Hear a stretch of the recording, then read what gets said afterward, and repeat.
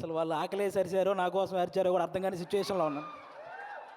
First time mic మన దాకా రావడం అంటే ఆల్మోస్ట్ తిరుపతి వెంకటేశ్వర స్వామిని చూసినంత ఆనందంగా ఉంది నాకు. సీరియస్, నేను జబర్దస్త్ స్టేజ్ మీదకి రావడానికి కూడా చాలా తక్కువ టైం పట్టింది. కానీ ఈరోజు ఈ స్టేజ్ మీదకి రావడానికి నిజంగా చాలా ఎక్కువ టైం పట్టింది. ఒక టైంలో ఇలా అందరూ మాట్లాడుకుంటూ పోతే ఆగస్టు 9th వచ్చేస్తుందేమో అని సందేహం కూడా వచ్చింది. చిన్న సందేహం కూడా వచ్చింది నాకు నిజంగా. అసలు బేసిక్గా ఈ ఈవెంట్కి నేను ఇంకా కొంచెం ముందే రావాలి. దారిలోనే ఈ ఈవెంట్ చూసుకుంటూ వస్తున్నా. ఈలోపు వాడెవడో సుమగారికి లవ్ యూ చెప్పాడు. మాదాపూర్ వెళ్ళాల్సిన వాడిని అటు మణికొండ వెళ్ళి తిరిగి మళ్ళీ రివర్స్ అయ్యి వచ్చారు. ఎందుకంటే రాజీవ్ కనకాల గారే ధైర్యం చేయరు సుమగారికి చెప్పడానికి. అలాంటిది అతను ధైర్యం చేశాడు. అది సీరియస్గా సాహసం అనే చెప్పాలి అది. ఓకే, ఈ సినిమా నువ్వా వద్దు చాలు, మళ్ళీ చెప్తావేంటి? ఓకే, ఈ సినిమాలో నేను చేయలేదు. ఈరోజు ఈ ఫంక్షన్కి రావడానికి ఒకే ఒక్క రీజన్, మా నాగబాబు గారి అమ్మాయి ప్రొడ్యూస్ చేసింది కాబట్టి ఈరోజు ఇక్కడికి రావడం జరిగింది అంతే. అంటే ఆయన తన తమ్ముడు కళ్యాణ్ గారి గురించి తప్ప తన గురించి ఏమాత్రం ఆలోచించుకోకుండా నిస్వార్థంగా పనిచేసి తన తమ్ముడు సక్సెస్లో ఆయన కూడా భాగమైన మా నాగబాబు గారు అమ్మాయి ప్రొడ్యూసర్గా చేశారు కాబట్టే ఈరోజు ఇక్కడికి రావడం జరిగింది.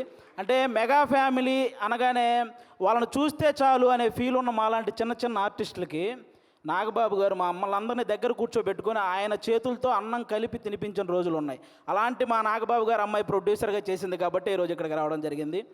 వాళ్ళ అన్నదమ్ముల గురించి ఎవరైనా తప్పుగా మాట్లాడితే ఆయన అడ్డుగా నిలబడి నన్నేమైనా అనండి కానీ నా అన్నదమ్ముల జోలికి మాత్రం రావద్దని ఒక గోడలాగా నిలబడి ఎప్పుడు వాళ్ళని కాపాడుకుంటూ వస్తున్న మా నాగబాబు గారు అమ్మాయి ప్రొడ్యూసర్గా చేసింది కాబట్టే ఈరోజు ఇక్కడికి రావడం జరిగింది. అంటే ఎప్పుడు అన్నయ్య మంచితనం, తమ్ముడు మంచితనం ఇవే మాట్లాడుకుంటూ ఉంటాం. కానీ వాళ్ళని మాకు ఇంత దగ్గరగా చేసిన మా నాగబాబు గారి మంచితనం కూడా మీ అందరికీ తెలియాలి. అందుకే ఈరోజు ఇది చెప్తున్నాను అనమాట. ఇంకా మీ అందరికీ తెలుసు, నిహారిక గారు ఇప్పుడు కాదు ఒక 10 years బ్యాక్ మీకు ఒక స్కిట్ చేశారు, డి వర్సెస్ జబర్దస్త్ అని. అందులో నాగబాబు గారి క్యారెక్టర్ చేశారు నిహారిక గారు.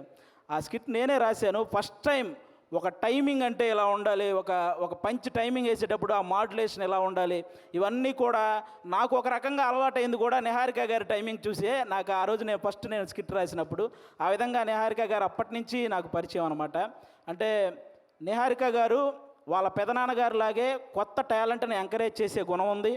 వాళ్ళ బాబాయ్ గారి లాగే అనుకున్నది సాధించే గుణం ఉంది.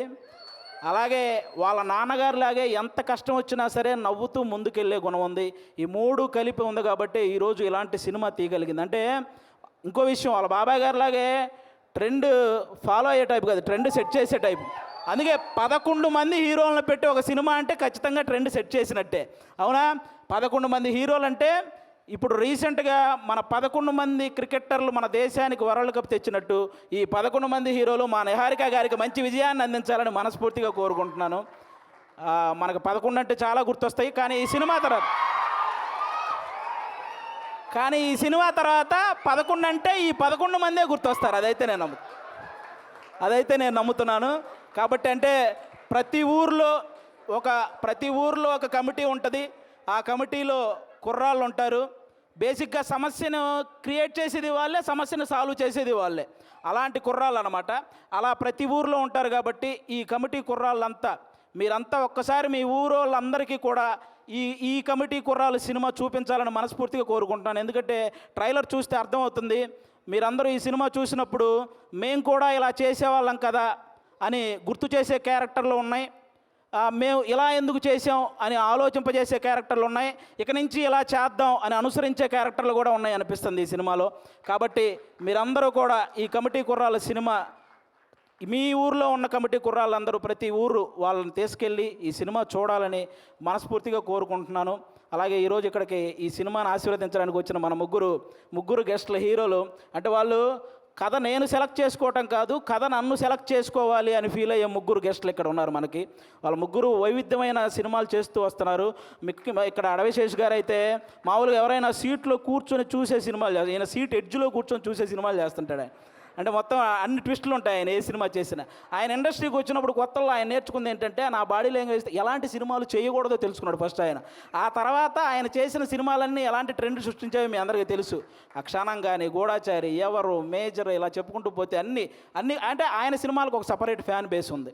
ఇంకా మా సాయి ధర్మ తేజ్ గారు మామూలుగా ఎవరైనా పేరులో ఇంటి పేరు పెట్టుకుంటారు, కొంతమంది క్యాస్ట్ పేరు పెట్టుకుంటారు, కొంతమంది నాన్నగారి పేరు పెట్టుకుంటారు. కానీ ఫస్ట్ టైం పేరులో అమ్మగారి పేరు పెట్టుకొని ప్రతి ఒక్కరూ వాళ్ళ అమ్మని అంతలా గౌరవించాలి అని మనందరికీ ఒక సంకేతాన్ని ఇచ్చినటువంటి హీరో మన సాయి ధర్మ తేజ్ గారు. అంతేకాదు రీసెంట్గా ఒక ఓల్డ్ ఆర్టిస్ట్ మన పావలా శ్యామల గారు ఇబ్బందులో ఉంటే ఆవిడకి 5 లక్షల సహాయం చేశారు మన సాయి ధర్మ తేజ్ గారు. అంటే సంపాదించే శక్తి దేవుడు అందరికీ ఇస్తాడు, కానీ సహాయం చేసే మనసు కొంతమందికే ఇస్తాడు. అందులో మన సాయి ధర్మ తేజ్ గారు కూడా ఉండడం నిజంగా మనందరి అదృష్టం. అంతేకాకుండా రీసెంట్గానే అంటే తండ్రికి కూతురికి కూడా తప్పుడు సంకేతాలు చూపిస్తూ చేసిన ఒక వీడియో మీద మొట్టమొదట స్పందించిన హీరో మన సాయి ధర్మ తేజ్. ఈరోజు సోషల్ మీడియాలో ఈ అమ్మల్ని తిట్టేవాళ్ళు, అక్కల్ని తిట్టేవాళ్ళు తగ్గుతూ వస్తున్నారంటే దానికి రీజన్ మన సాయి ధర్మ తేజ్ గారు తీసుకున్న ఆ రోజు డెసిషన్ అనమాట. అలా ఆ సాయి ధర్మ తేజ్ గారు కానీ ఇంకా మా వరుణ్ తేజ్ గారు, మా నాగబాబు గారు అబ్బాయి. అంటే నేను తొలి ప్రేమ సినిమా నాకు తొలి ప్రేమ సినిమా ద్వారానే సినిమాల్లో ఒక సక్సెస్ వచ్చింది. అది తీసిన డైరెక్టర్ కూడా ఇక్కడే ఉన్నారు, వెంకీ అట్లూరి గారు. అంటే ఆయన కూడా మెగా ఫ్యామిలీ నుంచి వచ్చిన ఒక హీరో అన్న గర్వం ఎక్కడా ఉండదు మా వరుణ్ తేజ్ గారికి. చిరంజీవి గారు లాగే వైవిధ్యమైన కథలను ఎంచుకుంటూ వెళ్తుంటారు. అంటే అప్పట్లో చిరంజీవి గారు రుద్రవీణ చేశారు, గ్యాంగ్ లీడర్ లాంటి సినిమా చేశారు, అలాగే చంటబ్బాయి లాంటి కామెడీ సినిమా చేశారు, ఆపద్ బాంధవ్ లాంటి ఒక ప్రయోగమైన సినిమా చేశారు. అలాగే మా వరుణ్ తేజ్ గారు కూడా తొలి ప్రేమ లాంటి లవర్ బాయ్ క్యారెక్టర్ చేశారు, ఫిదా లాంటి పక్కింటబ్బాయి లాంటి క్యారెక్టర్ చేశారు, అంతరిక్షం లాంటి ప్రయోగం చేశారు, గద్దలకొండ గణేష్ లాంటి మాసు చేశారు, F2 లాంటి ఫన్. అంటే ఒక డైరెక్టర్కి ఛాలెంజ్, నేను ఏదైనా చేయగలను, మీరు ఎలాంటి సబ్జెక్ట్తో వచ్చినా చేయగలను అనే హీరోగా మా వరుణ్ తేజ్ గారు తయారవుతున్నారు. కాబట్టి ఇలాంటి గెస్టులు ఈరోజు మన దగ్గరికి రావటం నిజంగా మీ సినిమాకి, అలాగే ముఖ్యంగా ఇక్కడ ఈరోజు ఎవరైతే కుర్రాళ్ళు ఉన్నారో మొత్తం, నేను బేసిక్గా ఇక్కడ ఎవరో కొత్త కుర్రాళ్ళు అన్నారు, కానీ వాళ్ళు స్టేజ్ మీద మాట్లాడింది, ట్రైలర్లో చేసింది చూస్తే ఈ ముందున్న వాళ్ళందరూ కొత్త కుర్రాళ్ళు అనిపించింది నాకు.